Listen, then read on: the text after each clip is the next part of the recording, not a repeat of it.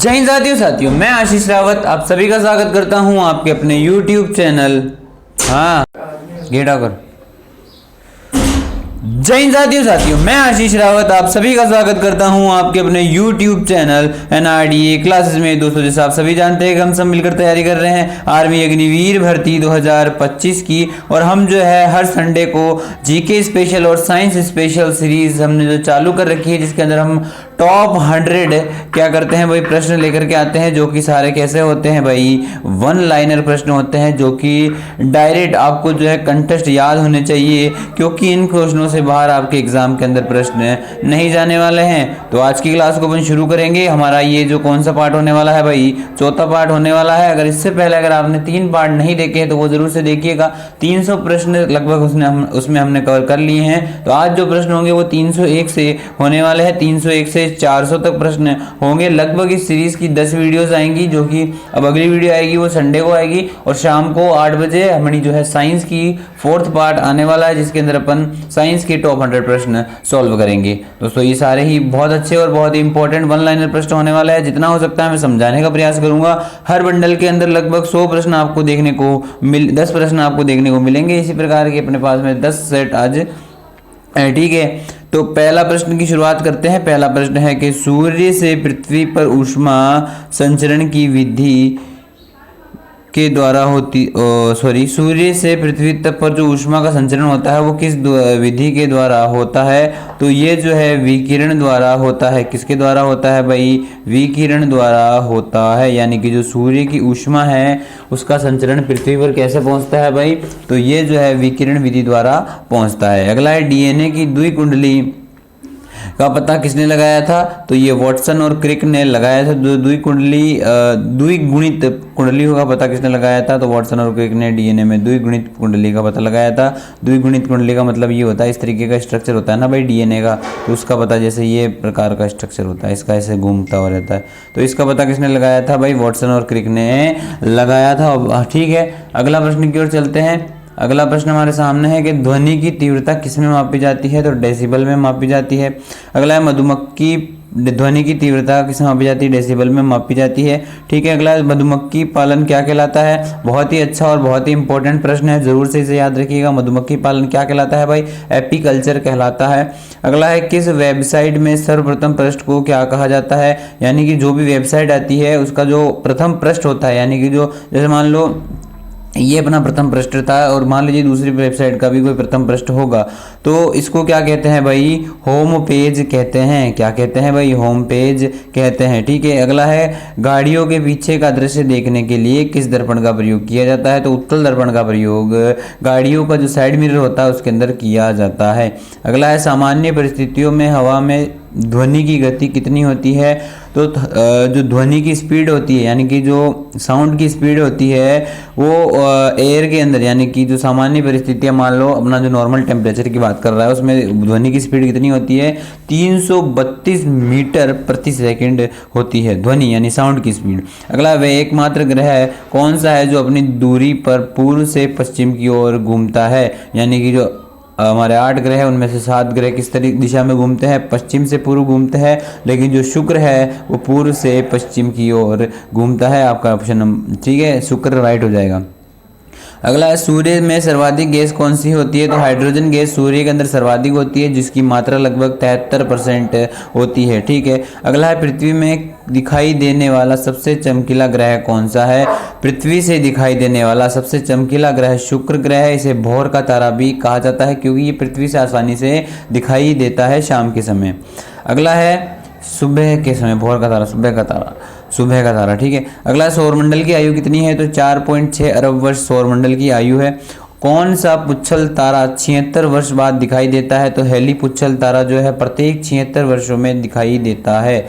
अगला है पृथ्वी और सूर्य के बीच दूरी कितनी है? तो 15 करोड़ किलोमीटर जो है सूर्य और पृथ्वी के बीच दूरी है। अगला है सूर्य का प्रकाश पृथ्वी तक पहुंचने में कितना टाइम लगता है? 8 मिनट 20 सेकंड या फिर 500 सेकंड जो है सूर्य का प्रकाश पृथ्वी में पहुंचने में टाइम लेता है।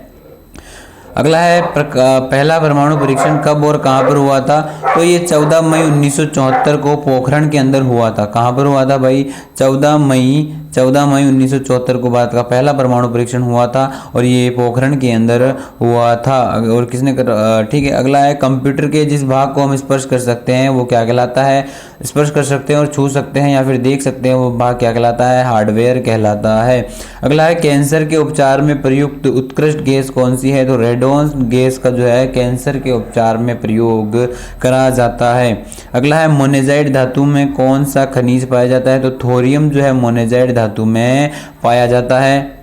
अगला है शरीर की सबसे अंतःस्रावी ग्रंथि कौन सी है? शरीर की सबसे बड़ी अंतःस्रावी ग्रंथि कौन सी है? दोस्तों सबसे बड़ी अंतःस्रावी ग्रंथि की बात ये कर रहा है। अगर सबसे बड़ी ग्रंथि की बात करें तो यकृत है और सबसे बड़ी अंतःस्रावी ग्रंथि की बात करें तो थायराइड है। अगला है संसार का विशालकाय जलीय जीव कौन सा है? यानी कि जो सबसे बड़ा जलीय जीव कौन सा है? तो ब्लू व्हेल मछली जो है सबसे बड़ा जलीय जीव है। ठीक है भाई। अगला है ब्लड ग्रुप की खोज किसने करी थी? तो लेड स्टीनर ने जो है ब्लड ग्रुप की खोज करी थी। A+, B+, A-, O+, OB है ना, इसकी खोज किसने करी थी भाई? लेड स्टीनर ने करी थी। अगला एल्यूमिनियम का प्रमुख अयस्क कौन सा है? तो बॉक्साइट जो है एल्यूमिनियम का अयस्क है। अगला पहला कृत्रिम उपग्रह यानी आर्टिफिशियल सैटेलाइट कौन सा था? तो स्पुतनिक फर्स्ट था। कौन सा था? पहला कृत्रिम उपग्रह था। अगला किस उपकरण द्वारा यांत्रिक ऊर्जा को विद्युत ऊर्जा में परिवर्तित करा जाता है? तो यांत्रिक ऊर्जा को विद्युत ऊर्जा में डायनामो के द्वारा परिवर्तित करा जाता है। अगला है कंप्यूटर की अस्थायी मेमोरी क्या होती है? अस्थायी मेमोरी जो कभी भी डिलीट हो सकती है, मतलब वो जितना याद रखना होता है जितना काम का होता है बाकी वो डिलीट करते जाती है, तो अस्थायी मेमोरी जो है रैम होती है। अगला है रैंडम एक्सेस मेमोरी, ठीक है, और रोम जो है परमानेंट मेमोरी होती है।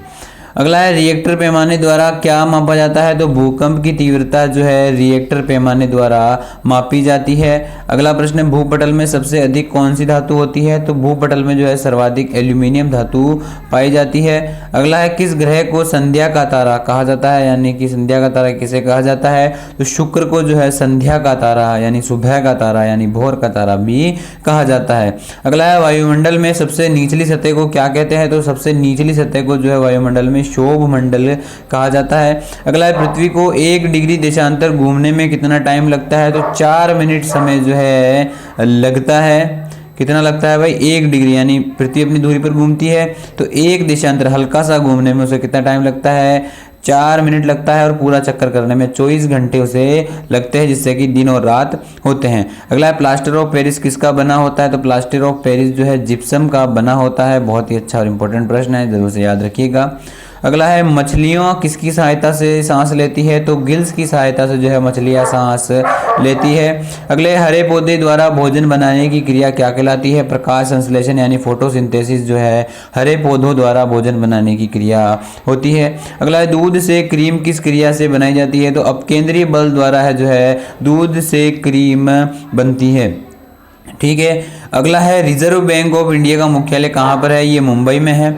अगला है किसे सीमांत गांधी कहा जाता है? तो खान अब्दुल गफर खां को जो है सीमांत गांधी कहा जाता है। अगला है विश्व का सबसे बड़ा द्वीप कौन सा है? ग्रीनलैंड द्वीप है जो कि डेनमार्क के अंदर स्थित है। अगला है स्वतंत्र भारत के प्रथम राष्ट्रपति कौन थे? तो डॉक्टर राजेंद्र प्रसाद जो है स्वतंत्र भारत के प्रथम राष्ट्रपति थे, यानी कि भारत के प्रथम राष्ट्रपति थे। अगला है काली मिट्टी किस फसल के लिए सर्वाधिक उपयुक्त है?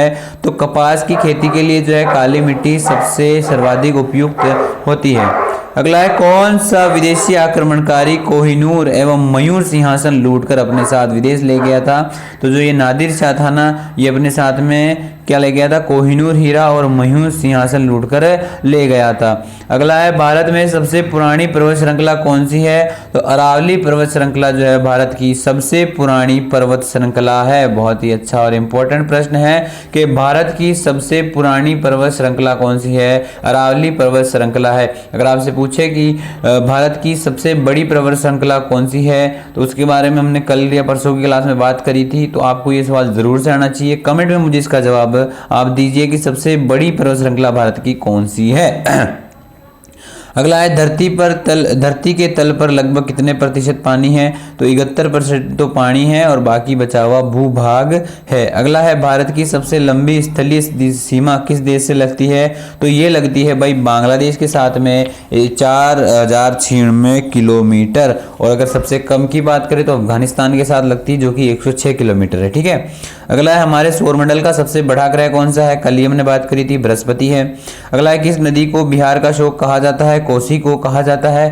दोस्तों एक भाई ने कल कमेंट करा था कि बंगाल का शोक दामोदर नदी को नहीं कहते, तो भाई मैं आपको एक बार फिर से बता देता हूं कि बंगाल का जो शोक है वो दामोदर नदी को कहा जाता है। और दोस्तों जो अगर हुगली नदी आपको कहीं देखने को मिलता है तो वो भी राइट हो जाता है। क्यों?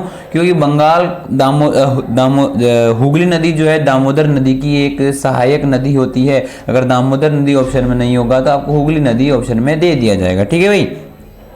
अगला है गैस सिलेंडरों में गैस लीकेज का पता लगाने के लिए उसमें किस गंध का प्रयोग मिलाया जाता है? मान लीजिए किसी गैस सिलेंडर होते हैं ना अपने घरों के अंदर, उसके अंदर अगर गैस लीकेज हो जाए उसको पता कैसे लगाया जाता है? उसके अंदर जो बदबू आती है ना, देखो जो उसके अंदर जो होता है ना एलपीजी लिक्विड पेट्रोलियम गैस, उसके अंदर कोई बदबू नहीं होती। उसके अंदर थाइलीन मार्कोप्टेन जो है गैस मिलाई जाती है, जिससे कि जैसे ही हल्का सा भी लीकेज हो तो वो बदबू हमें पता लग जाए। ठीक है। अगला है वायुमंडल में सबसे अधिक गैस किस का प्रतिशत कितना है? नाइट्रोजन है भाई, 78% जो है सबसे अधिक है। अगला है कोणार्क का सूर्य मंदिर किस प्रदेश में स्थित है? दोस्तों देश लिखने आ गया, किस प्रदेश में स्थित है? तो उड़ीसा के अंदर है। अगला है किस देश से अलग होकर वर्ष 1971 में बांग्लादेश का निर्माण हुआ? तो पाकिस्तान से अलग करके बांग्लादेश को निर्माण करा गया था। पहले ईस्ट पाकिस्तान और वेस्ट पाकिस्तान, दो पाकिस्तान थे, तो एक को हटा करके बांग्लादेश बना दिया। जो वेस्ट पाकिस्तान और ईस्ट पाकिस्तान अभी भी आपके साथ में है। अगला है कंप्यूटर भाषा में www का अर्थ क्या होता है? तो वर्ल्ड वाइड वेब जो है www का अर्थ होता है। अगला है 1 किलो बाइट में कितने बाइट होते हैं? तो 1024 बाइट होते हैं 1 किलो बाइट में। ठीक है। अगला है भारतीय कांग्रेस ने 1929 में ऐतिहासिक अधिवेशन की अध्यक्षता किसने करी थी? तो जवाहरलाल नेहरू ने जो है 1929 के ऐतिहासिक अधिवेशन की अध्यक्षता करी थी भारतीय कांग्रेस के। अगला है केंद्रीय असेंबली में बम फेंकने के लिए भगत सिंह का साथ किसने दिया था? तो बटुकेश्वर दत्त ने जो है भगत सिंह का साथ दिया था। अगला है मुस्लिम लीग ने भारत विभाजन की मांग सबसे पहले कहां पर करी थी? तो 1940 लाहौर अधिवेशन में करी थी। अगला है कॉमनवेल्थ पत्रिका प्रकाशन किसने किया था? तो एनी बेसेंट ने करा था। अगला है किस एकमात्र भारतीय को अर्थशास्त्र में नोबेल पुरस्कार मिला है? तो अमर्त्य सेन को जो है नोबेल पुरस्कार में क्या मिला है? ये एकमात्र भारतीय है जिन्हें अर्थशास्त्र के लिए नोबेल पुरस्कार मिला है। अगला है 1856 विधवा विवाह पुनर्विवाह कानून किसके प्रयासों से बनाया गया? तो ईश्वर चंद्र विद्यासागर के प्रयासों से जो है 1856 में विधवा विवाह को पूर्ण विवाह कानून बना दिया गया। यानी कि जो विधवा है वो क्या कर सकती है? पुनः विवाह कर सकती है। अगला है लॉर्ड कैनिंग ने नवंबर 1858 में कहाँ आयोजित दरबार में भारत का क्राउन के शासन की घोषणा करी थी? तो इलाहाबाद में आयोजित दरबार में जो है लॉर्ड कैनिंग ने क्या करा था? 1858 में आयोजित दरबार में भारत के क्राउन की शासन की घोषणा करी थी। कहाँ पर था ये भाई? इलाहाबाद के आयोजित दरबार में करी थी। मतलब जो उन्होंने क्या करा था, भारत के अंदर अपना वो बनाया था, क्या बोलते हैं, सिंहासन बनाया था। ठीक है, अपना लीडर बनाया था, एक राजा बनाया था। ठीक है, अंग्रेजों ने। अगला है लॉर्ड वेल्जली के साथ सबसे पहले सहायक संधि किस राज्य के साथ ने की थी? तो हैदराबाद के निजाम ने जो है लॉर्ड वेल्जली के साथ में सबसे पहले सहायक संधि करी थी। अगला है भारत की सबसे बड़ी जनजाति कौन सी है? तो भील जनजाति जो है सबसे बड़ी जनजाति है। अगला है भारतीय राष्ट्रीय कांग्रेस की प्रथम महिला अध्यक्ष कौन थी? तो एनी बेसेंट जो है भारतीय राष्ट्रीय कांग्रेस की प्रथम महिला अध्यक्ष रही थी। ठीक है भाई। अगला प्रश्न है हमारे सामने, शहीद आजम के नाम से कौन जाने जाते हैं? तो भगत सिंह जो है, जिनका आज ही के दिन 23 मार्च को जो है इनको क्या करा गया था? फांसी पर चढ़ाया गया था। ठीक है, तो इनको हमारी ओर से भावपूर्ण श्रद्धांजलि। ठीक है। अगला है किस योजना के फलस्वरूप भारत का विभाजन हुआ था? तो माउंट बेटन योजना के माउंटबेटन के फलस्वरूप जो है भारत का विभाजन हुआ था। माउंटबेटन एक बंदा था जिसने क्या करा था, बस वो आया था, उसको बोला गया था बंटवारा करना है, उसने लेखा खींच दी, बोले ये पाकिस्तान रहेगा ये भारत रहेगा। इस तरीके से इसने क्या करा था, भारत को दो हिस्सों में बांटा था, पाकिस्तान और भारत। अगला, जनरल डायर जलियांवाला बाग हत्याकांड से जुड़े हैं कि हत्या किसने करी थी, तो उधम सिंह ने जो है जनरल डायर की हत्या करी थी। अगला है, बंगाल विभाजन कब और किसके द्वारा किया गया, 1905 ईस्वी में गवर्नर लॉर्ड कर्जन द्वारा करा गया। अगला है, भारत में कुल कितने उच्च न्यायालय हैं, तो 25 उच्च न्यायालय हैं। अगला है, प्रथम लोकसभा का अध्यक्ष कौन था, तो जीवी मालवंकर था। अगला है, संविधान सभा का अस्थायी अध्यक्ष किसे चुना गया, तो सचिवानंद सिन्हा को जो है संविधान सभा का अस्थायी अध्यक्ष चुना गया था उस समय। 46 की बात है। अगला है, कुचिपुड़ी नृत्य शैली मुख्यतः किस राज्य में है, तो आंध्र प्रदेश में। मोहिनीअट्टम नृत्य शैली केरल की है। भरतनाट्यम नृत्य शैली कहाँ की है, तमिलनाडु की है। ठीक है। अगला है, कथकली किस राज्य का शास्त्रीय नृत्य है, केरल का। अगला है, केसर का सर्वाधिक उत्पादन किस राज्य में होता है, जम्मू कश्मीर में। स्टैटिक जीके के प्रश्न जो कि सीधे पूछे जाते हैं तो ज्यादा टाइम वेस्ट नहीं करेंगे। अगला है, भारत में प्रथम बहुउद्देशीय परियोजना का निर्माण किस नदी पर हुआ था, तो दामोदर नदी पर हुआ था बहुउद्देशीय परियोजना का। अगला, इंडियन नेशनल कांग्रेस के प्रथम अध्यक्ष मोमेश चंद्र बनर्जी 1885 में बने थे। अगला है, गांधी किस अपना राजनीतिक गुरु मानते थे, गोपाल कृष्ण गोखले को। अगला है, अंतर्राष्ट्रीय शांति एवं सुरक्षा को बनाए रखने की जिम्मेदारी संयुक्त राष्ट्र संघ के किस अंग में है, तो सुरक्षा परिषद में। अगला है, नोबेल पुरस्कार पाने वाला प्रथम भारतीय रविंद्रनाथ टैगोर थे, जो कि 1913 में इनको मिला था। ठीक है। अगला है, मिड डे मील योजना किस वर्ष शुरू हुई, 1995 में मिड डे मील परियोजना शुरू हुई थी। अगला है, बांग्लादेश का राष्ट्रीय गान कौन सा है और इसे किसने लिखा था, तो इसका है अमर सोनार बांग्ला, जो कि रविंद्रनाथ टैगोर ने लिखा था। ठीक है भाई। और बांग्लादेश कब आजाद हुआ था, 1971 में हुआ था। यह भी पहले भारत का हिस्सा हुआ करता था। अगला, लोधी वंश का संस्थापक कौन था, बहलोल लोधी। किस संविधान संशोधन को मिनी कम्युनिस्ट कहते हैं, 42 मिनी कॉन्स्टिट्यूशन, सॉरी वापिस देखिए, किस संविधान संशोधन को मिनी कॉन्स्टिट्यूशन कहते हैं, 42वां संशोधन 1976 को जो है भारत का संविधान का मिनी कॉन्स्टिट्यूशन कहा जाता है। अगला है, गोताखोर पानी के अंदर जब सांस लेने के लिए कौन सी गैसों का मिश्रण ले जाते हैं, जो डाइवर होते हैं ना, जो स्कूबा डाइविंग वगैरह करते हैं, अंदर गोताखोरी करते हैं, तो वो जो अपना गैस सिलेंडर ले जाते हैं उसमें किसका ले जाते हैं, तो ऑक्सीजन और हीलियम गैसों का मिश्रण भर के ले जाते हैं ताकि वो पानी के अंदर सांस ले सके। अगला है, फलों को पकाने में कौन सी गैस उपयोग में ली जाती है, तो इथाइलिन गैस। अगला है, भारत राष्ट्रीय कैलेंडर का पहला माह कौन सा होता है, तो चैत्र होता है, जो हिंदी कैलेंडर अपना होता है। अगला है, चैत्र बैसाख है ना। पी हरिप्रसाद चौरसिया कौन सा वाद्य यंत्र बजाते हैं, तो बांसुरी। भारत का प्रधानमंत्री बनने के लिए कम से कम आयु कितनी होनी चाहिए, 25 वर्ष। सांची का स्तूप का निर्माण किसने करवाया था, सम्राट अशोक ने। अगला है, यक्षगान किस राज्य का लोक नृत्य है, कर्नाटक का। अगला है, मैकमोहन किन दो देशों के बीच में बनती है, भारत और चीन के बीच बनती है। अगला है, प्याज में खाद्य भाग कौन सा होता है, तना होता है। अगला है, श्रव्य परिसर में ध्वनि तरंगों की आवृत्ति कितनी होती है, 20,000 से लेकर 20,000 हर्ट्ज तक होती है। मधुबनी किस राज्य की लोक चित्रकला शैली है, बिहार की।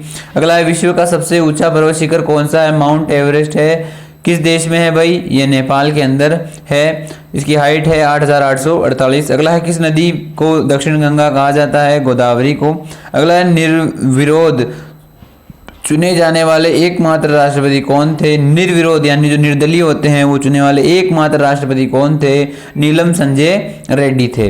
अगला है, संसार का सबसे बड़ा डेल्टा सुंदरवन डेल्टा कौन सी नदी पर है, तो गंगा ब्रह्मपुत्रा जो है ये सुंदरवन डेल्टा बनाती है, पश्चिम बंगाल में ये पड़ता है। किस सितार और तबले का जनक माना जाता है, तो अमीर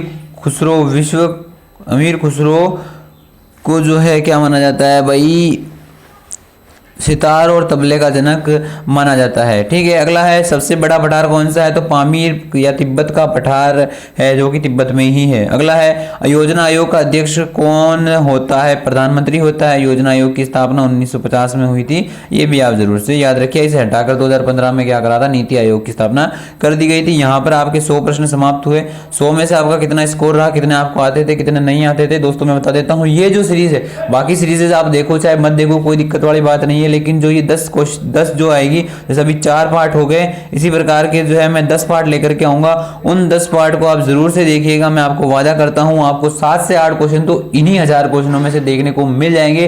पिछली बार बच्चे देख करके आए थे और मैंने एंड टाइम पर प्रोवाइड करवाया था। ये 1 महीने पहले मैंने सिर्फ एग्जाम से मतलब अप्रैल के अंदर 1 अप्रैल या 2 अप्रैल को टेलीग्राम पे डाले थे, हमारा जो पुराना वाला टेलीग्राम चैनल था उस पर डाले थे। इंस्टा पर डाला था कि भाई हमारे पास वहाँ पर आप हिंदी जीके और साइंस के वहाँ पर नोट्स है, तो आप जा करके देख सकते हो। भाई साहब बंदों ने लिटरली 20 दिनों के अंदर ये नोट्स पढ़ करके क्या करा था, एग्जाम क्वालिफाई करा था जीके और जीएस का, क्योंकि मैथ बहुत ईजी आई थी पिछली बार। कोई भी अगर 10th लेवल बच्चा है तो और उसने अच्छे से पढ़ाई कर रखी है तो आराम से 15 में से 15 राइट करके आता था। 7-8 क्वेश्चन हर शिफ्ट में इस क्वेश्चनों में से मिले थे। तो अगर आप मेरी वीडियोस रेगुलरली देखते हो और अगर मुझे फॉलो करते हो और अगर मुझ पर विश्वास करते हो तो दोस्तों अगर आप कुछ भी ना पढ़ो, केवल इन जो मैं क्वेश्चन देता हूं इनको आप बस रट लीजिए। इसका पीडीएफ आपको टेलीग्राम चैनल पे मिल जाएगा। टेलीग्राम चैनल पे जाओ, अगर पूरा वीडियो नहीं देखते तो टेलीग्राम चैनल पे जाओ, बस रटो, पढ़ाई करो और मौज करो। मैं ये चाहता हूं कि बस जहां पर जो बच्चा आ रहा है उसके जो है 30 में से 20 से 22-23 प्लस क्वेश्चन राइट हो जीके और जीएस में, बस मेरा ये उद्देश्य है। अगर आपको वीडियो पसंद आए लाइक कर देना, चैनल पर नए चैनल को सब्सक्राइब कर देना, टेलीग्राम चैनल को ज्वाइन कर लेना, अपने दोस्तों के साथ वीडियो को जरूर शेयर कर देना। मिलता हूं आपको शाम को 8 बजे साइंस सीरीज के साथ में। अभी मैंने कल की वीडियो में ही बता दिया था कि आज की क्लास लेट होने वाली है, तो आज की क्लास लेट हो गई है क्योंकि कुछ काम आ गया था, तो उसके लिए माफ़ी चाहता हूँ। तो ठीक है, बाय। अब शाम को मिलता हूँ मैं आपको 8 बजे।